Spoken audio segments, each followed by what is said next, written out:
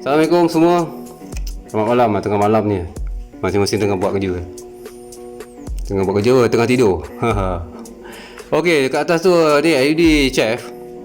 Nampak trend cantik lah. Kawasannya rugi aku tak masuk.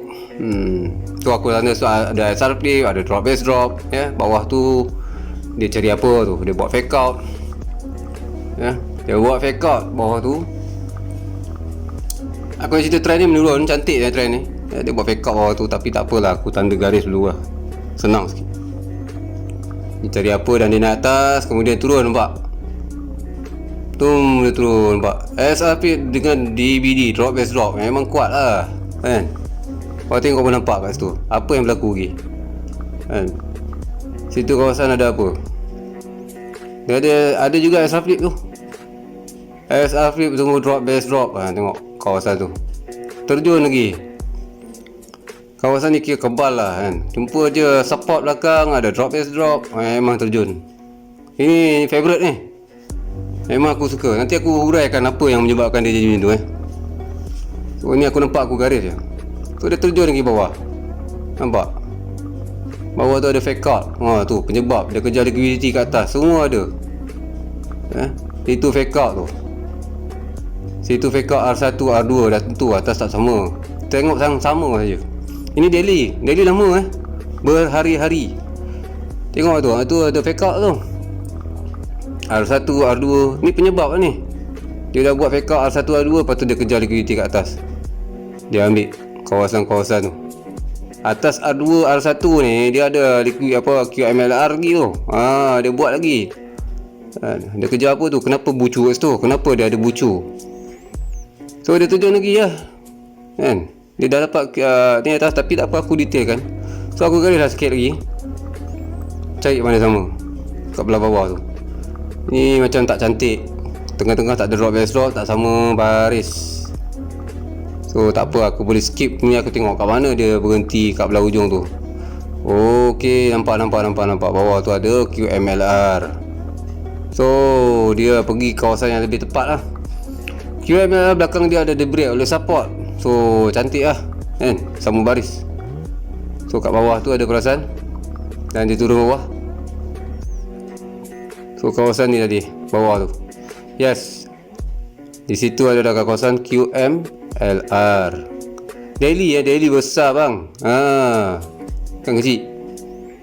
QMLR belakang ada apa lagi? Belakang ada support.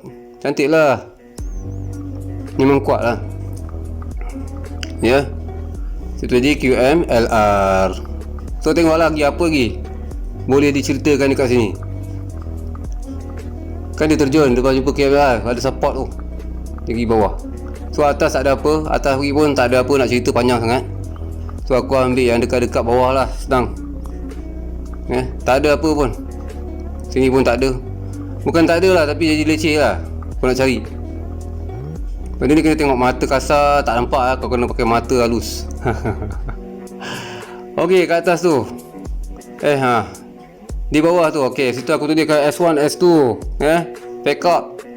Dia dapat fake out S1, S2, dia pergi cari liquidity kat bawah. Cari apa? Cari QM leg retest. Bawah tu ada QM leg retest. Ini kerana punca inilah dia naik ke atas. Dia dah terjun bawah, dapat buat drop base drop sebagai. Dia buat fake out, lepas tu ambil liquidity kat bawah tu, kemudian dia fly. Lepas dia fly, dia buat apa lagi kat atas tu, tengoklah. Dia yang penting kerja ambil stop loss orang tau. SL hunting ni tempat order trader, retail trader. Dia suka curi kat situ. Lepas buat fake out, dia curi order kan, situ kan banyak stop loss. Okey, kat atas tu ada apa lagi? Ada fake out. Sebelum nak ambil liquidity, kena ada fake out dulu, wajib lah. Situ dah jadi R1, R2. Kawasan tu jadi R1, R2, kan? Barulah dia pergi ke DBD, drop base drop, kemudian dia terjun. Nampak? Best ke tak best? Bila jumpa trend macam ni, memang seronok lah. Kita dah tahu tengok dia buat macam ni kan. Ni confirm buat lagi, kan? Boleh hold lama ni. Tapi daily lah, hari-hari lah. Kau kena tunggu sehari. Jauh ni kot, jadi sebulan ke 2 bulan kot. Lebihnya aku rasa 3 bulan. Dia turun. Dia buat lagi fake out lagi atas fake out. Ada apa? A1 A2 tu kat situ ada apa? QM lag retest. Yes. Tu penyebab dia turun kat situ. Dia turun, nampak? Dan apabila dia turun, kenapa dia break kat bawah tu? Jumpa apa? Inilah jalan cerita dia. Nak urai semua tak boleh. Banyak setiap bucu tu ada cerita tau. Setiap bucu tu ada cerita. Ini cerita dia reka lah, tak ada lah, bukan movie lah ni. Tengok bawah tu ada apa? Situ ada RS Flip. Belakang ada QMTR. Itu dah ada QMTR buy. QMTR buy. Itu QMTR sell. Tapi tak tahulah kan, maybe aku ambil dia punya support lah. Support lah kan. Tapi tanda je lah, tanda QMTR situ lah kan. Situ ada RS Flip. Mana RS Flip belakang ada support sebaris. Ya, sebab tu kot. Sebab tu dia senang atas. Dia dah ambil kawasan tu, dia fly lah ke atas.